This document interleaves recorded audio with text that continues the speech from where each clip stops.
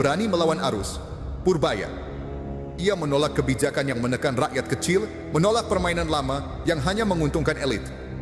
Dan sejak itu, mulai muncul kegelisahan. Ada yang tak nyaman, ada yang merasa terusik. Siapa mereka?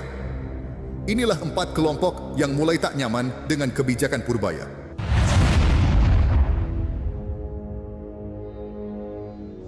Pertama, yang mulai tidak nyaman adalah kelompok pengusaha besar dan oligarki ekonomi. Selama bertahun-tahun, mereka hidup tenang dalam sistem yang memanjakan. Pajak rendah, akses proyek lancar, keuntungan besar, seolah negara ini dibuat hanya untuk mereka. Ketika rakyat menjerit karena harga naik, mereka tetap bisa tertawa di ruang rapat berpendingin udara.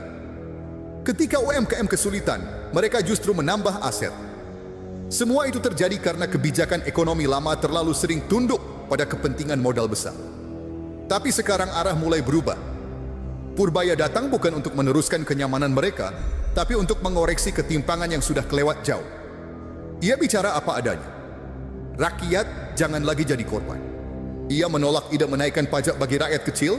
Ia menolak menjadikan dapur rakyat sebagai tambalan defisit negara. Bagi Purbaya, tanggung jawab fiskal tidak boleh menindas mereka yang paling lemah. Dan di titik itu para pemain besar mulai resah. Mereka kehilangan kendali atas meja kebijakan.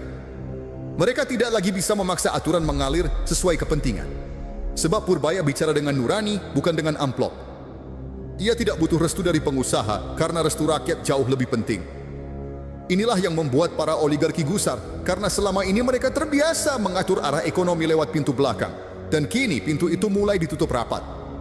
Mereka takut pada orang seperti Purbaya, karena ia tidak bisa dibeli, tidak bisa ditekan, dan tidak mau bernegosiasi atas penderitaan rakyat. Pertanyaannya, selama ini siapa yang paling menikmati kebijakan ekonomi negeri ini? Rakyat yang bayar pajak, atau segelintir orang yang tahu cara menghindarinya? Dan jika hari ini ada yang mulai gelisah karena suara Purbaya makin keras membela rakyat, mungkin justru dari sanalah kita tahu siapa yang sebenarnya di pihak benar dan siapa yang takut kehilangan kenyamanan semu. Kedua, yang mulai terusik adalah para politisi lama yang terbiasa menjadikan ekonomi sebagai alat main kekuasaan. Selama ini mereka hidup dari proyek, bukan dari kinerja. Setiap ada kebijakan baru, yang mereka pikirkan bukan manfaatnya untuk rakyat, tapi bagian saya di mana? Setiap proyek besar, entah infrastruktur atau program bantuan, ujung-ujungnya bisa dinegosiasikan. APBN yang seharusnya untuk rakyat berubah jadi ladang kepentingan kelompok. Tapi Purbaya datang dan memutus rantai itu. Ia bicara pakai data, bukan perasaan. Ketika ada usulan menaikkan pajak agar anggaran proyek politik bisa jalan, Purbaya menolak mentah-mentah. Katanya, rakyat lagi susah, jangan malah ditambah beban. Ia tahu menaikkan pajak rakyat kecil cuma akan memperdalam luka ekonomi, sementara mereka yang punya kekuasaan tetap hidup nyaman. Misalnya waktu muncul wacana menaikkan pajak, banyak politisi justru mendukung diam-diam. Alasannya untuk menambah penerimaan negara. Tapi Purbaya berdiri di sisi lain. Ia bilang, negara tidak boleh menutup lubang anggaran dengan uang rakyat miskin. Yang harus dikejar itu kebocoran pajak dari perusahaan besar, bukan dari warung kecil di pinggir jalan. Dan disitulah para politisi lama mulai panas dingin. Mereka kehilangan pemain yang bisa diajak kompromi. Karena Purbaya tidak bisa diatur, tidak mau main dua kaki. Ia tidak peduli siapa yang tersinggung selama yang dibela adalah rakyat kecil. Bagi sebagian politisi, gaya seperti ini berbahaya. Karena kalau rakyat mulai sadar bahwa ekonomi bisa dijalankan dengan jujur dan adil, maka wajah asli mereka akan terlihat. Rakyat akan tahu siapa yang bekerja untuk negeri dan siapa yang selama ini hanya pura-pura peduli. Dan mungkin itu yang paling mereka takutkan. Ketika suara rakyat mulai berpihak pada orang yang tidak bisa dibeli. Karena di negeri ini suara jujur seringkali dianggap ancaman. Tapi justru dari situlah perubahan dimulai. Dari satu orang yang berani berkata, cukup sudah, ekonomi tidak boleh jadi alat tipu rakyat lagi. Ketiga, yang mulai tidak nyaman adalah para birokrat yang selama ini hidup dengan budaya asal atasan senang. Mereka terbiasa bekerja dengan pola lama. Laporan bagus di atas kertas, asal tanda tangan beres, asal pimpinan senang, urusan selesai. Padahal di lapangan, rakyat tetap kesulitan. Program banyak yang macet dan angka-angka di laporan hanya jadi hiasan. Budaya semacam ini sudah lama mengakar di birokrasi, di mana kejujuran dianggap bahaya dan kebenaran seringkali dikorbankan demi kenyamanan jabatan. Tapi Purbaya datang dengan gaya yang berbeda. Ia tidak peduli siapa yang duduk di kursi tinggi selama kebijakannya tidak berpihak pada rakyat.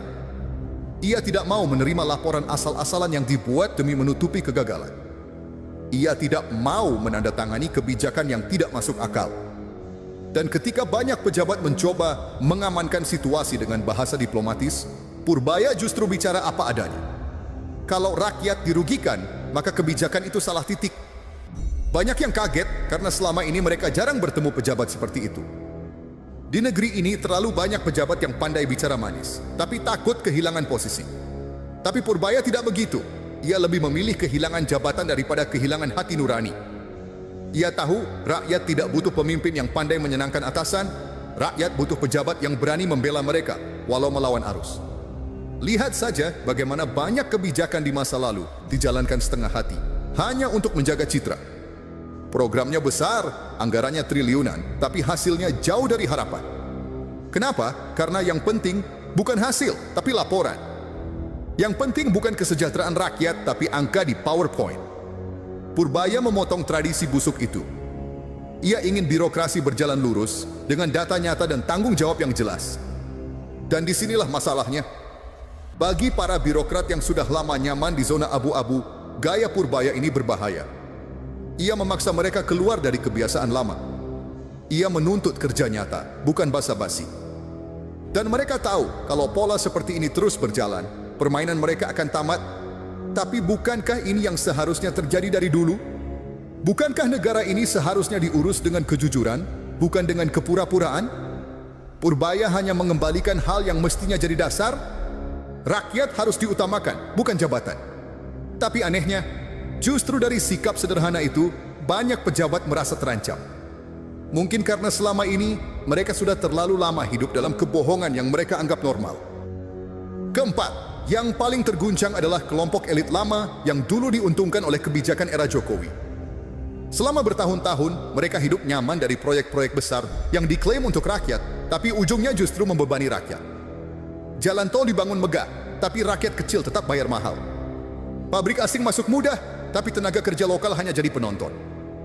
Slogan kemandirian berdiri di atas kertas, tapi ketergantungan pada modal besar tetap dijaga.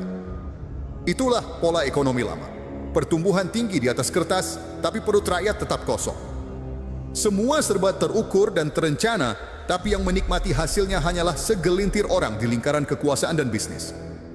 Rakyat diberi harapan, tapi hasilnya janji yang tak pernah ditepati.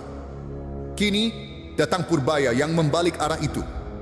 Ia bicara soal ekonomi dari bawah, dari dapur rakyat, dari sawah, dari pasar. Ia ingin kebijakan dibuat bukan di ruang rapat hotel mewah, tapi dari fakta lapangan yang sesungguhnya. Ia tahu ekonomi sejati bukan tentang seberapa besar proyek, tapi seberapa banyak rakyat yang bisa hidup lebih layak. Dan disinilah elit lama mulai ketakutan. Karena kalau pola ekonomi rakyat ini berhasil, mereka akan kehilangan pengaruh.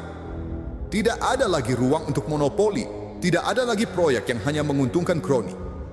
Purbaya menolak tunduk pada kekuasaan yang hanya menjaga kepentingan modal. Ia menolak kompromi dengan ketidakadilan. Dan sikap seperti ini berbahaya bagi mereka yang selama ini hidup dari sistem yang timpang. Mereka tahu kalau suara Purbaya terus menguat, maka permainan lama mereka akan hancur. Tapi coba kita jujur sebentar, siapa sebenarnya yang selama ini paling menikmati pertumbuhan ekonomi? Apakah rakyat kecil yang bayar pajak tiap bulan, atau para pengusaha besar yang dapat keringanan lewat jalur istimewa? Dan sekarang ketika ada satu pejabat yang berani bicara jujur, yang menolak menjadikan rakyat sebagai korban, kenapa justru ia yang diserang? Itulah wajah asli kekuasaan. Mereka takut pada kejujuran, karena kejujuran membuat segalanya terbuka. Mereka takut pada orang seperti Purbaya, karena ia tidak bisa dijinakkan.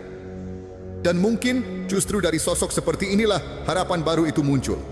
Harapan bahwa ekonomi negeri ini akhirnya benar-benar bisa berdiri di atas kaki rakyatnya sendiri, bukan di atas pundak para elit yang selama ini hidup dari keringat orang kecil. Inilah 4 kelompok yang paling terusik oleh suara Purbaya. Bukan karena ia mencari musuh, tapi karena ia bicara apa adanya, tanpa takut kehilangan posisi, tanpa harus menjilat kekuasaan. Purbaya menunjukkan bahwa ekonomi yang sehat lahir dari keberanian, bukan dari kompromi. Dari kejujuran, bukan dari pencitraan. Dan keberanian seperti ini selalu punya harga, dibenci oleh mereka yang selama ini hidup dari kebohongan sistem. Tapi justru di sanalah harapan muncul. Karena selama masih ada orang yang berani bicara jujur, masih ada peluang bagi negeri ini untuk pulih. Dari ekonomi yang dikuasai elit, menuju ekonomi yang benar-benar berpihak pada rakyat. Monggo yang mau menanggapi silahkan tulis dalam komentar. Mari kita berdiskusi.